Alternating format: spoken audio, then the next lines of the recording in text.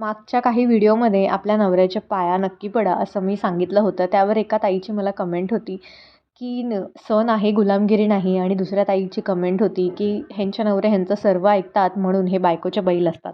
सर्वात पहिली गोष्ट तर नवऱ्याच्या पाया पडणं ही मी माझी संस्कृती, सभ्यता, नवऱ्याचा आदर आणि नवऱ्यावरती असलेलं प्रेम मानते. गुलामगिरी अजिबात नाही आणि मला त्यात कोणताही कमीपणा वाटत नाही. सर्वांसमोर बायकोला मान देणं, तिच्याबद्दल चांगलं बोलणं, तिच्या आवडी-निवडी जपून, तिच्या स्वप्नांना पंख देणं म्हणजे बायकोचं बैल होणं आहे का? तर नाही, चांगला जोडीदार असतो तो.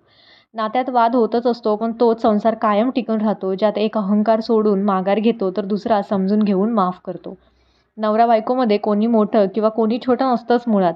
दोघेही एकमेकांसाठी तितकेच महत्त्वाचे असतात. एक कोलमडला तर दुसऱ्याने सावरायचं, एक रागावला तर दुसऱ्याने मनवायचं असतं. एकमेकांबद्दल तितकाच आदर, विश्वास आणि प्रेम असायला हवं, तेव्हाच ते नातं शेवटपर्यंत टिकतं. आणि हेच आपल्याला माता पार्वती आणि भगवान शिवकडे बघून समजतं. माता पार्वतींनी भगवान शंकरांसाठी अत्यंत कठीण असं हरतालिकेचं व्रत केलं आणि भगवान शंकरांना आपलं पती म्हणून मिळवलं.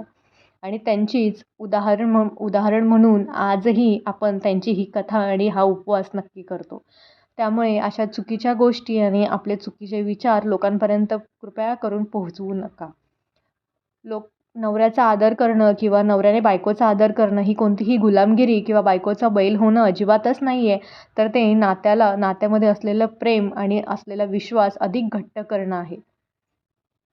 तुम्हाला जर माझ्या व्हिडिओमधून काही चुकीचं वाटलं असेल किंवा कोणाचं मन दुखावलं असेल तर त्यासाठी मी क्षमा मागते.